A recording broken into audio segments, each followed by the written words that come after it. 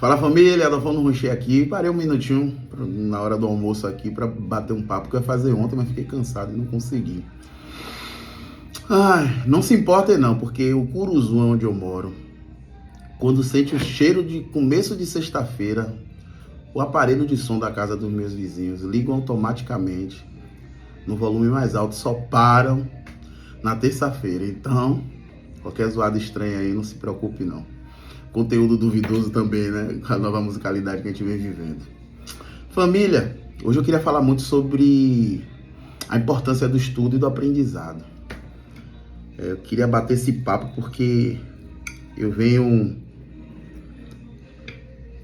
ouvindo algumas coisas relacionadas a isso e eu tenho essa sensação do dever de ter que orientar através da perspectiva do que eu estudo, do que eu trabalho, do que eu vivo. Primeira coisa, é extremamente importante que a gente estude a nossa religiosidade. Vou falar por eixos onde vocês vão compreender o que é que eu quero dizer.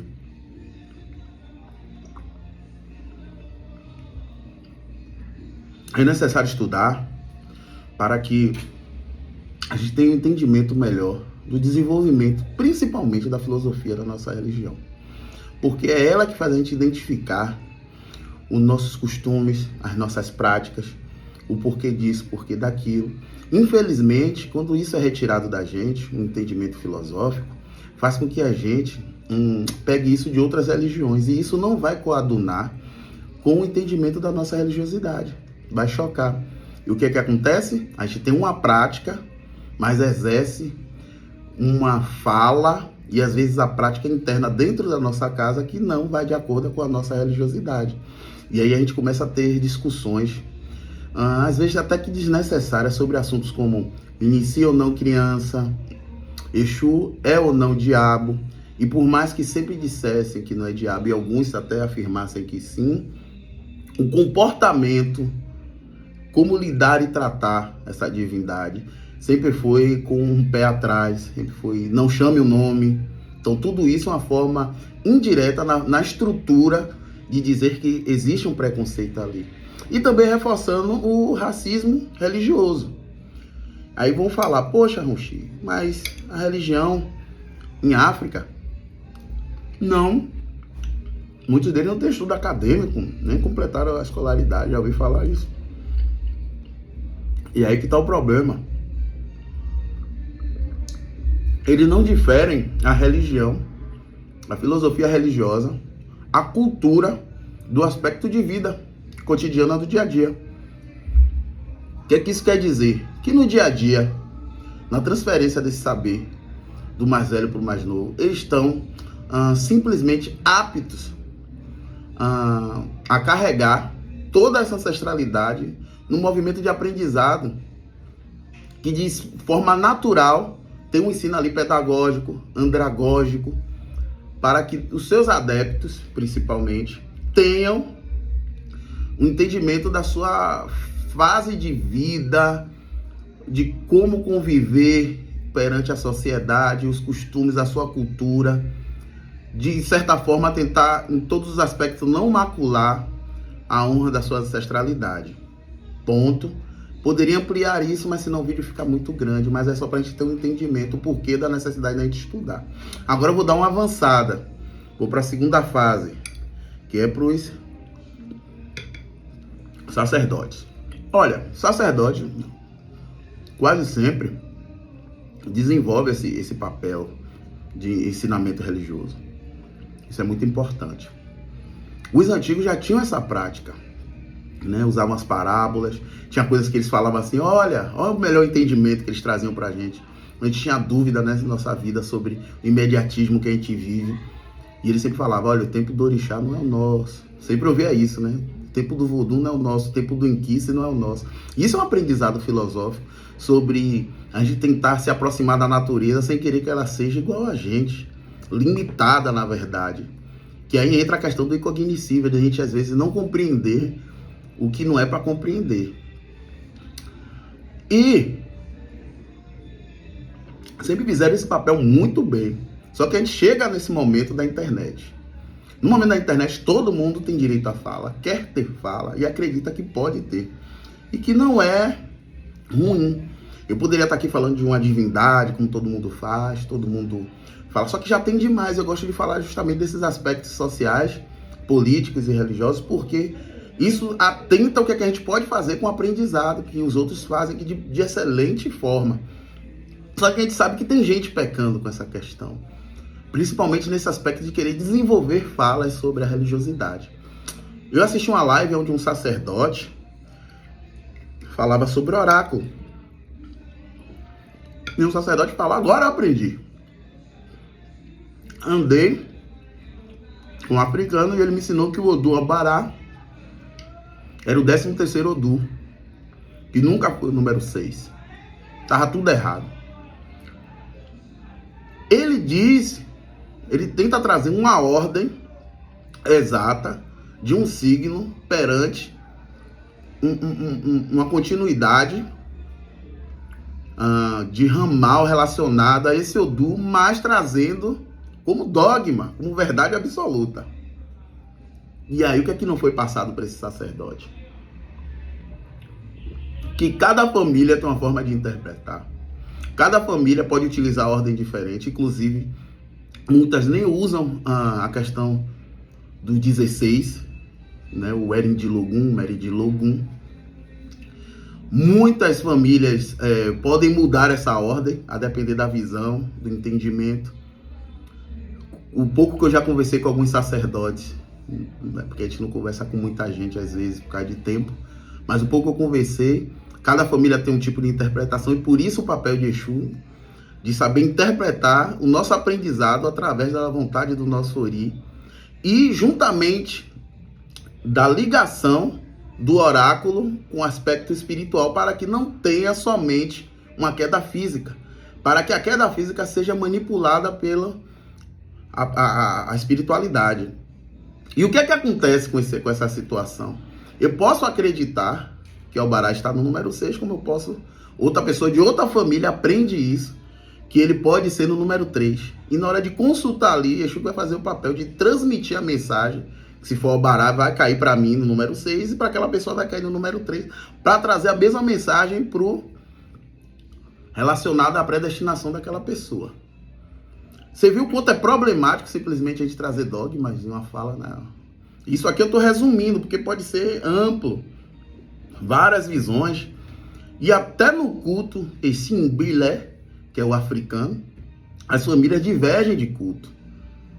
Então a gente vê o quanto é problemático pessoas dogmáticas dentro do contexto de ensinamento para outras pessoas, trazendo isso de forma basilar. Eu fico preocupado também porque a sensibilidade de aprendizado religioso vem sendo comprometida com isso.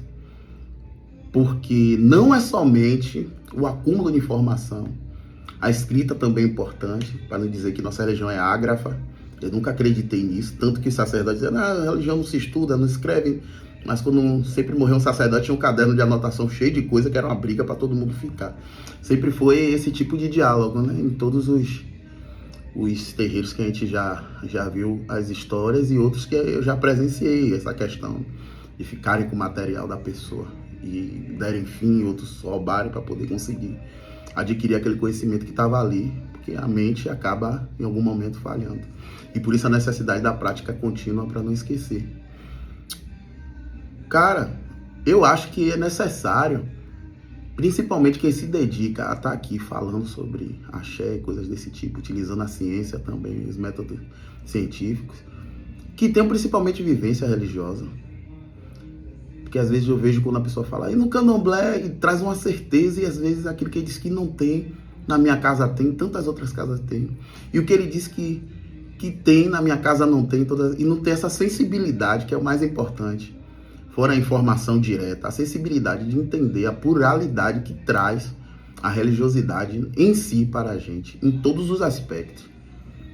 Então, essa é um atento não de criticar o próximo, não de trazer críticas, mas sim, principalmente, de fazer a gente refletir e não pegar tudo que está na internet, às vezes colocar esse olhar sobre o nosso terreiro, colocar esse olhar sobre o nosso Ijó, sobre nossos Iledi, sobre as questões, porque cada família tem uma interpretação. É importante sim adquirir conhecimento, tanto que várias situações de mandar filhos para outras casas, para aprender e desenvolver, como muita gente mandou seus filhos para a casa matriz do seu terreiro, para ir lá aprender a cantar, tocar, aprender novas coisas. Como no IFA, já vi vários relatos sobre essa questão de mandar até para outra família, que coaduna com a interpretação filosófica da sua divindade. Eu tenho confiança sobre a cosmogonia, a visão cosmogônica daquela família, e isso é comum. Agora, a gente tem que ter muito cuidado com o acúmulo de informação, porque senão começa a entrar o desespero, a gente depois tem que passar um rodo, passar limpando e trazendo informações básicas como essa, dizer que tudo não serve, dizer que muito do que tem aqui são personagens tentando trazer informação que às vezes nem viveram a religiosidade e não tiveram tempo hábil até para isso. Porque tem coisa que por mais que você escreva ou dite, você não vai ter a sensibilidade de viver aquele momento. É igual um amigo meu que é músico dizendo que tenta escrever algumas partituras relacionadas aos toques do candomblé, mas fala, tem uma sensibilidade ali que não dá para escrever. E aí eu também acredito nisso. Tem uma sensibilidade que a gente precisa ter perante todo esse plural, ainda mais quando se trata de diáspora, que isso amplia. O culto em África já é uma miscigenação de grupos étnicos por conta de conquistas territoriais, e aí muita gente desconhece isso e não quer falar sobre isso. O candomblé também é muito dito sobre a questão, isso eu não vi em África, quando vai se resumir é só Nigéria, é só aquele, e muito do que está dentro do aspecto de construção religiosa e filosófica dentro do candomblé tem muito embasamento fombê e muito do povo de Angola, e às vezes está sendo esquecida. Quando fala não tem, e quando fala tem, é falar até onde limite, até aquele limite que pode ser, dentro da sensibilidade de entender que aquilo não é uma verdade absoluta, ou então trazer um aspecto de entendimento sobre a sua família, que é importante a gente falar sobre isso, ressalvar essas coisas, porque os sauros não vão ser revelados, né? A verdade absoluta, lá no fundo, o axé intrínseco que tem ali da sua casa, isso não vai ser revelado na internet. É muita ingenuidade achar que vai vir para cá e aprender axé. Então, aqui é a manutenção e a gente tem que tratar isso com carinho para não confundir as pessoas e não trazer instabilidade, principalmente no entendimento de religiosidade. E num campo científico, eu já falei isso no outro vídeo e repito, muita gente se passa nessa questão da pesquisa epistemológica. Muitos antropólogos no passado tiveram na Bahia e a fonte omitiu, ou eles deram o parecer deles através do que eles viram, como simplesmente na conversa, como eu já falei com amigos meus, de ter uma obrigação por causa do tamanho, virar o banco para sentar na obrigação, ele veio dizer que aquela obrigação é com o banco virado, e nem sabia que era por aquilo. Então, o que é dito, a gente tem que trazer sim, respeitar os métodos científicos, mas sempre estar tentando entender como é que funciona na nossa casa, se aquilo faz sentido, se é ou não é, para provavelmente não passar às vezes uma mensagem tão pesada sobre algo que provavelmente possa ser também que não seja uma verdade absoluta. É sempre passar como um ensinamento, não passar como dogma, porque em contexto nenhum tem dogma, tanto que tem uma sentença de Udu que fala, né, que tudo aqui embaixo é relativo à verdade, está com o Lodumare. Então, vamos começar a rever, entender, até porque eu quero fazer um vídeo depois falando sobre isso, a questão do dogma na nossa religiosidade. É muito difícil dizer que nossa religião tem dogma, porque se pegar a etimologia da palavra, né, a sua tradução literal é verdade absoluta. E quantas coisas se mudam às vezes porque uma pessoa chegou com ancestralidade diferente, aquele é bom que é feito para todo mundo na iniciação, naquela pessoa fez diferente por algo que é apontado no jogo, aquele dogma já foi quebrado.